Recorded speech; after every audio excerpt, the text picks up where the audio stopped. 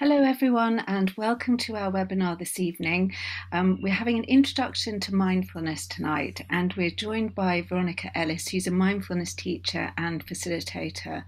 And she also runs lots of courses. She runs some for us at Fertility Network UK and mindfulness. And Veronica is going to tell us a bit about mindfulness and what it is.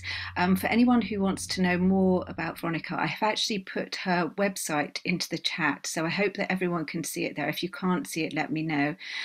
We're going to have a few questions, and Veronica's going to explain a bit about mindfulness, and then we'll probably have time for some questions at the end if anyone has any.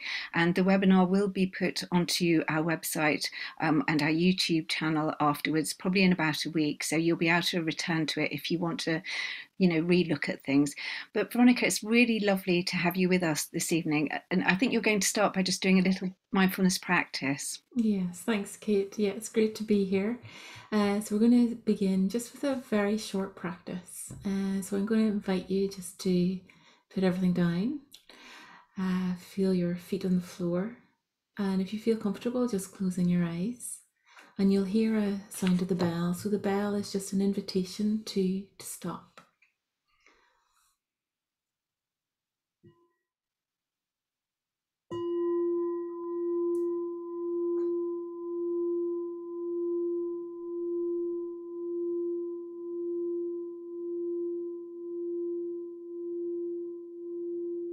So as the sound of the bell fades, just seeing if you can allow your body to come into stillness.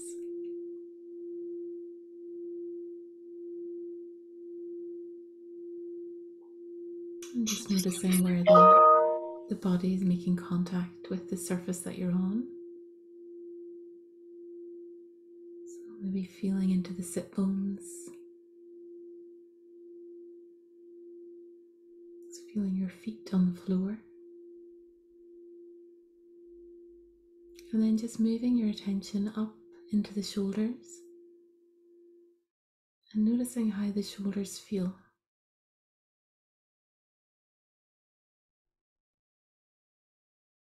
Maybe there's tension here or tightness. Bringing your awareness into the face, and again, just noticing what's here, what's present in the face.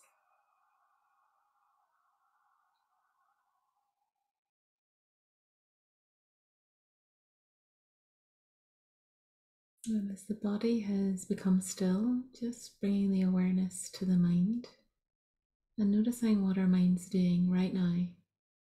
So we might still be in the activity of the day. Maybe we're planning what we're going to do later. So again, just noticing this. Not trying to change anything, just being aware of.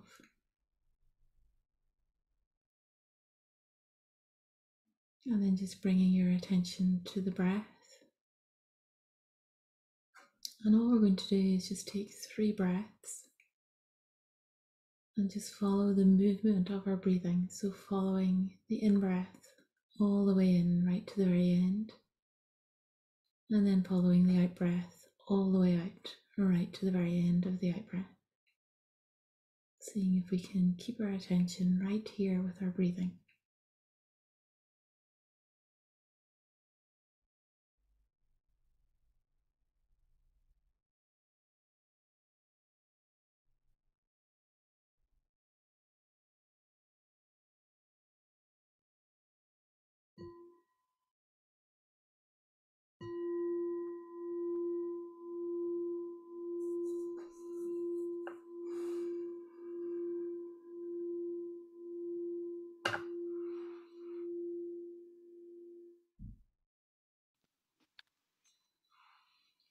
Thanks for that, Veronica. That was really relaxing.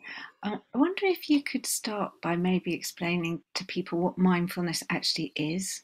That's a great question. Not an easy one to answer. So there's lots of definitions, lots of interpretations of what mindfulness is and what mindfulness isn't. What I thought might be helpful would be just to read a definition I particularly like and then unpack it a little bit.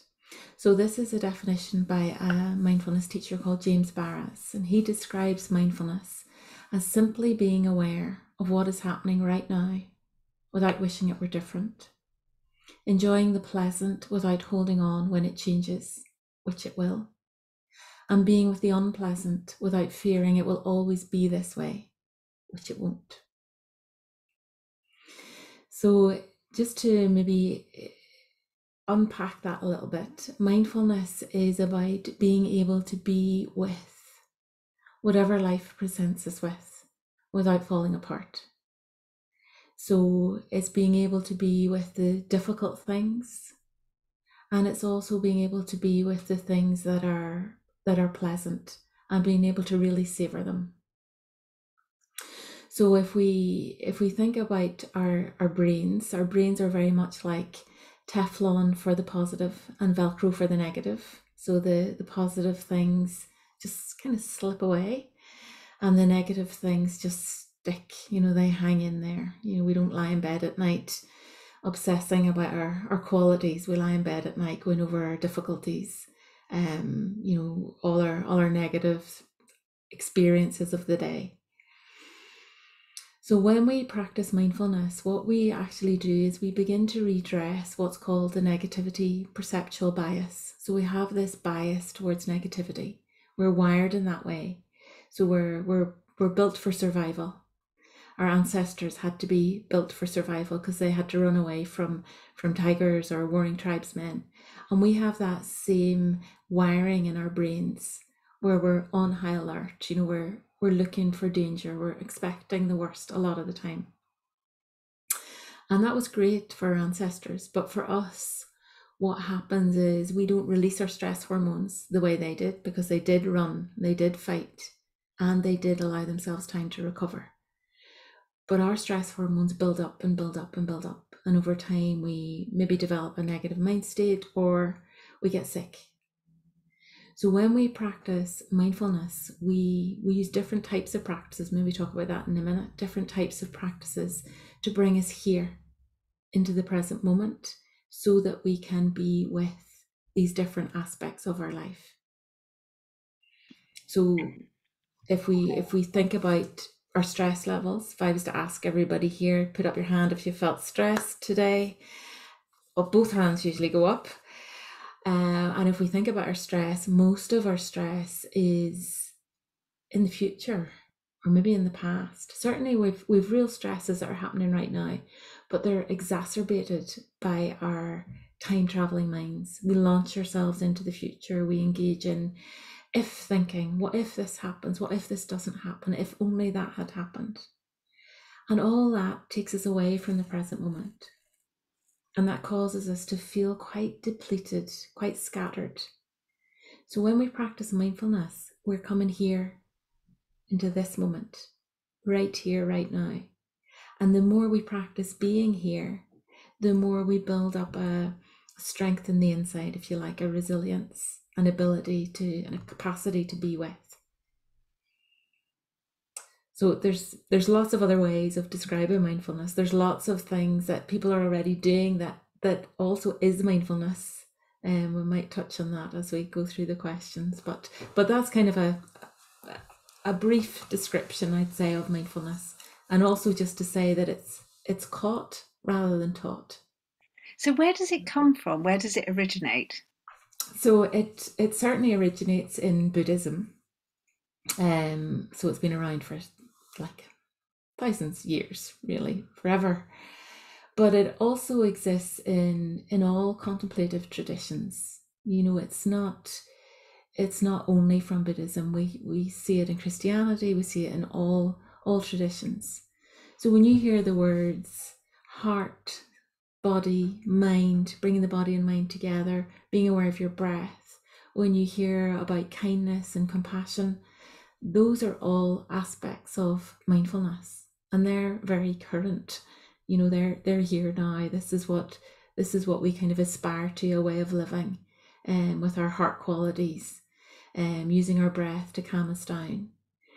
But how mindfulness really came to the West was, well, John Kabat-Zinn is credited with bringing mindfulness to the West, but lots of people are credited with bringing mindfulness to the West. But he is the guy who created the mindfulness-based stress reduction course, which is the classic 8-week mindfulness course. So he made it secular and, took all kind of spiritual references out of it. So that's really where it came from. But it's also, it's part of our how we are as humans, how we aspire to be. We want to, and we all have it within us. It's not something we have to create. We all have mindfulness within us. We all have that stillness within us. And how do you think it can help people cope with fertility problems?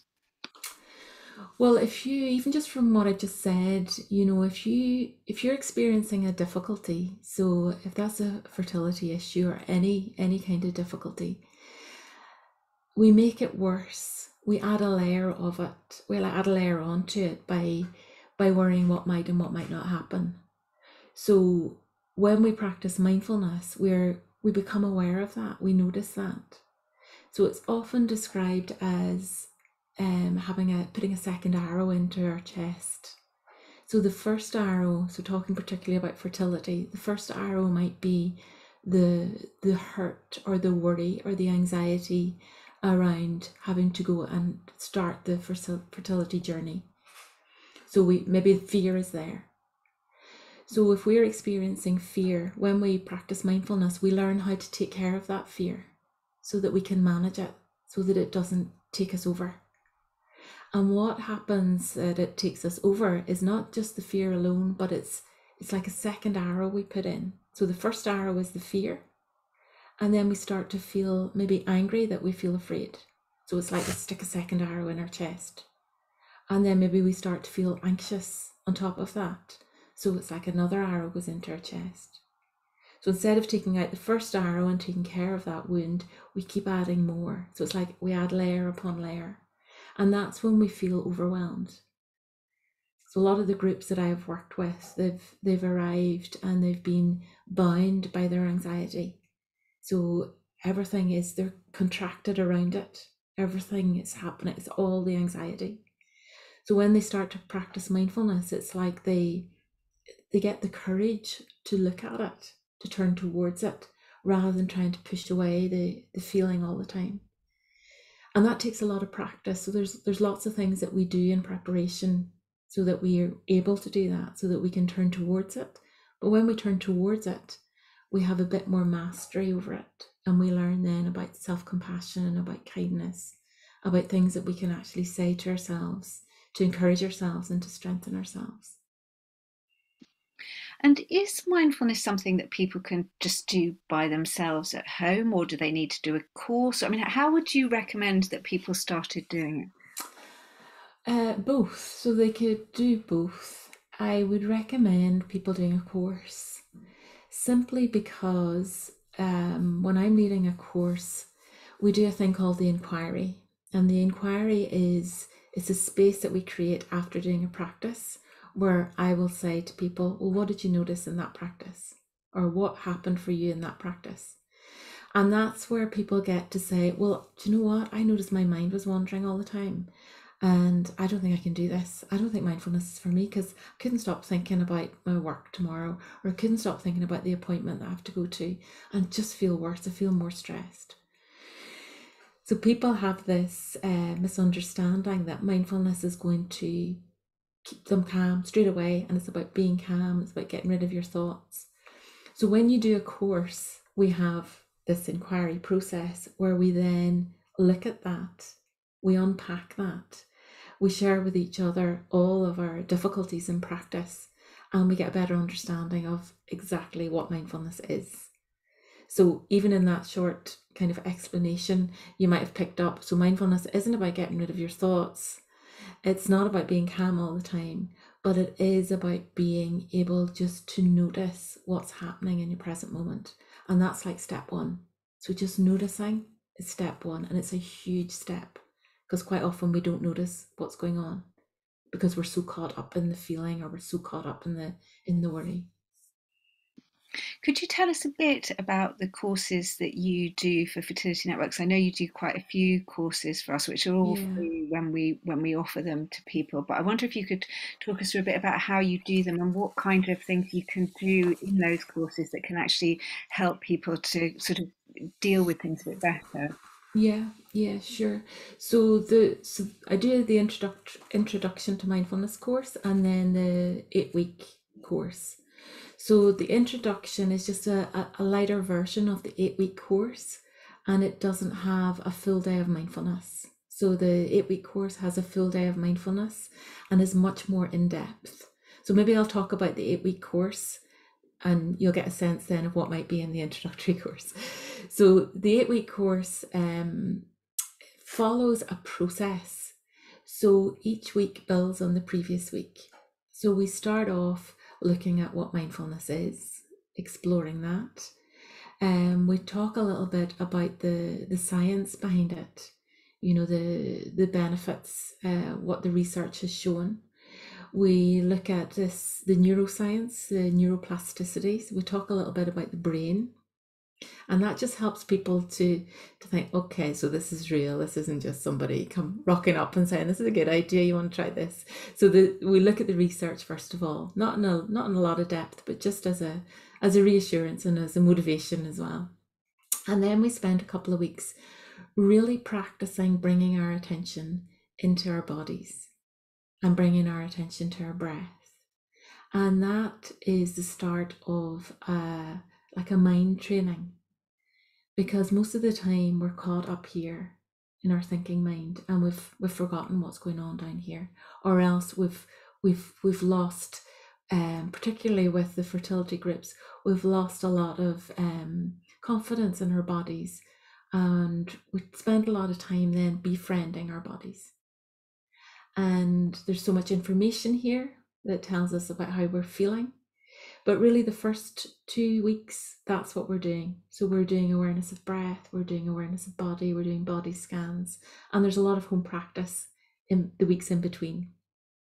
And then once we've established that stability in the body, and just another thing, the reason why we do that is because when we are aware of our bodies, when we're feeling our bodies, we know we're in the present moment, because we can't feel our bodies in the past or in the future. So you can't feel your body in 2 minutes' time, you can only feel it right now. So these are the anchors to the present moment. So this builds our stability, and we need to have that stability in practice in order then to move on to the more subtle domains of practice, which are feelings, and then taking care of difficult feelings. So that's kind of the middle part of the course. We'll look at how we can be more compassionate to ourselves. And then we move on to how we actually cultivate happiness. So it's not all about stress, it's how we can actually grow happiness. And I think this is probably one of the most profound things for the fertility groups to realize, is that it's not all pain, it's not all difficulty. And that even though they're having a very stressful, very worrying time, they can still cultivate joy and happiness. There are still moments. So we learn how to bring our attention to those moments so that we can begin to water those positive seeds, if you like. And it's not a positive thinking exercise, but it's a way of resourcing ourselves so that we have that strength from the nourishing happiness practices to then be able to take care of difficulty.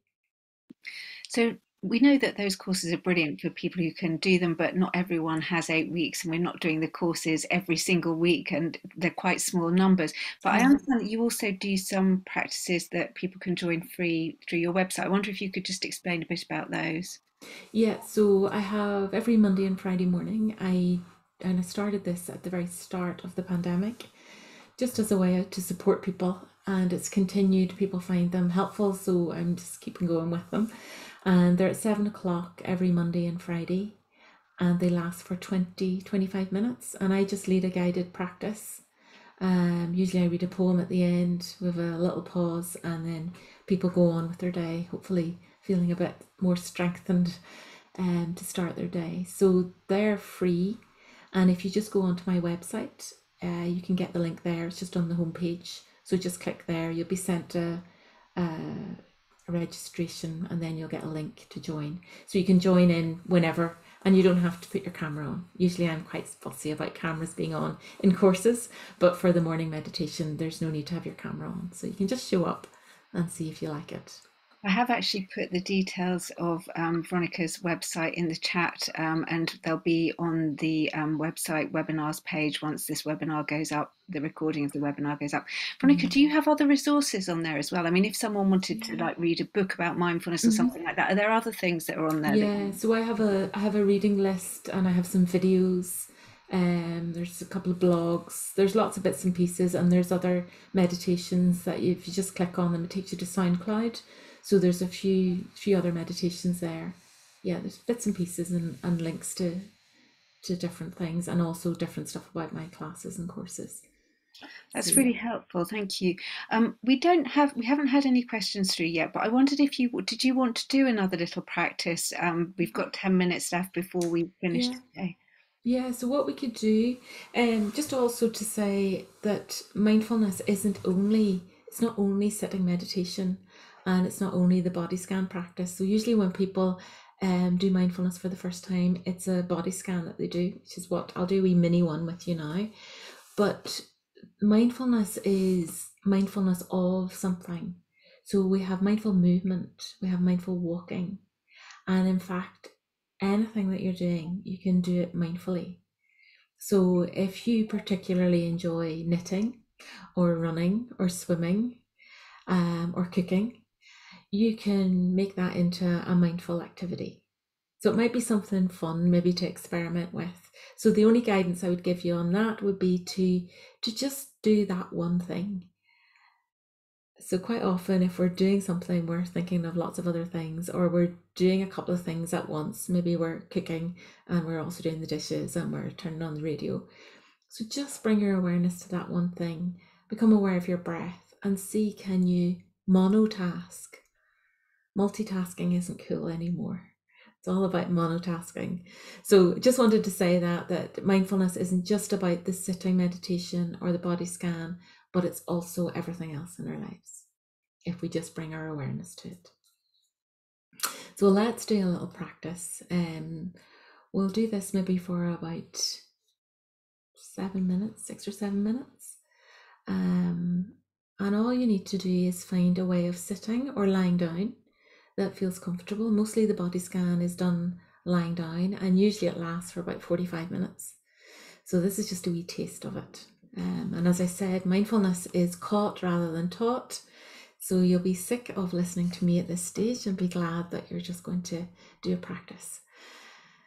So we'll have a sound of the bell and then we'll begin.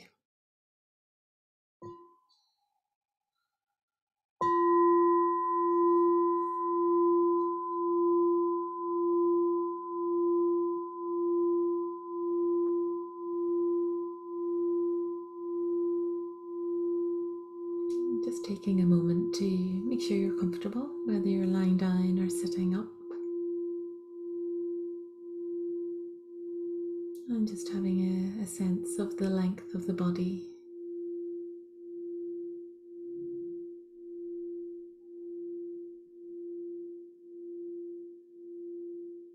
And just becoming aware of the breath. Just noticing how the breath feels. So we don't have to breathe in any particular way, just letting the breath settle into its own rhythm.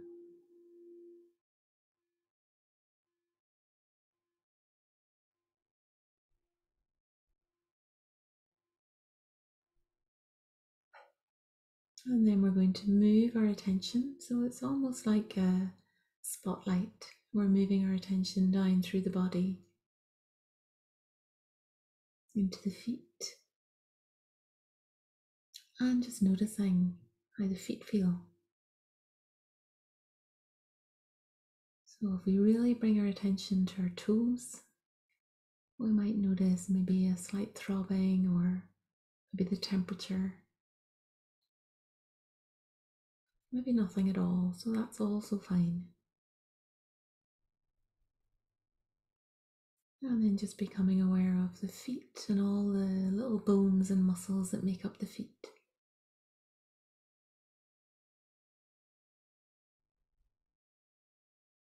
So we're just going to imagine we can breathe into the feet, and then on the out breath, just letting the feet relax.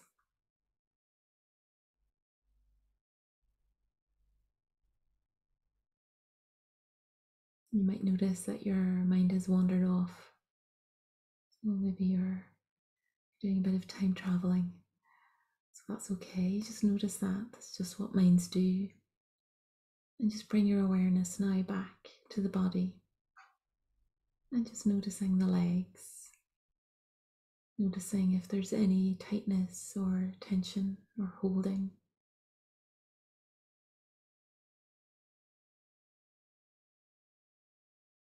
And on each out breath, just allowing for a quality of ease and softening in the legs.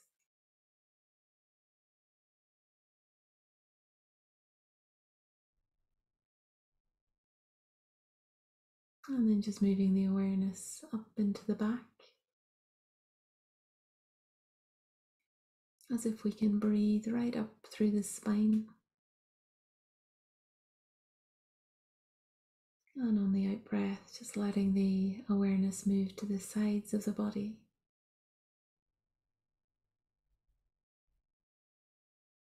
And again, just picking up any information, just noticing how my back feels.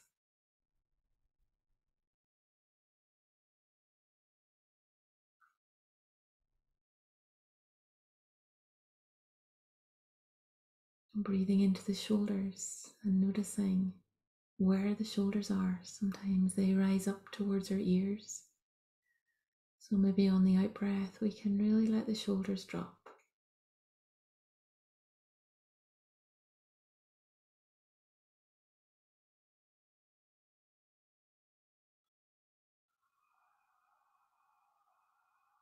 And then just bringing the awareness to the front of the body. And feeling for the breath here, really feeling for the movement.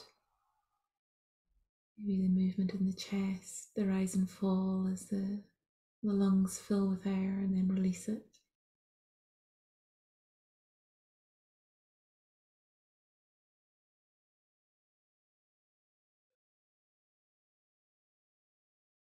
And then into the face. And we might notice tension in the jaw or tension in the forehead. So again, just on the out breath, letting the face soften.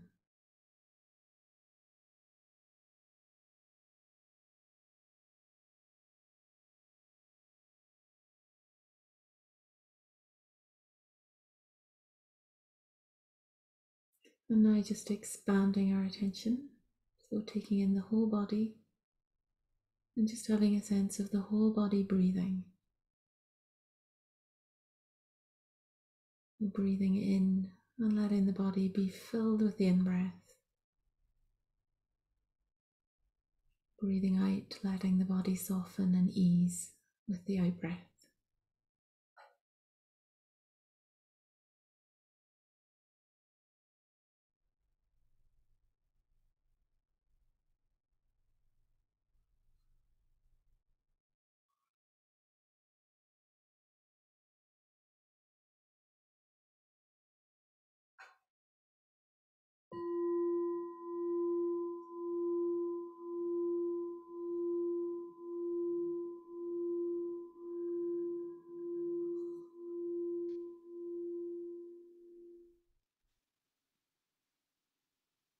Thank you so much, Veronica. That was really lovely. You're very welcome. It's a very mini body scan. Thank you so much. Thank you for joining us this evening. And your website address is here for anyone who wants to know more about mindfulness and perhaps join Veronica's free classes. But thank you. I sound more relaxed. I can hear it myself. Thank you very much, Veronica. Thank you for joining us this evening. And thank you, everyone else, for joining us too. Yes. Bye bye. Good evening. Bye. Thank you, everybody. Bye bye.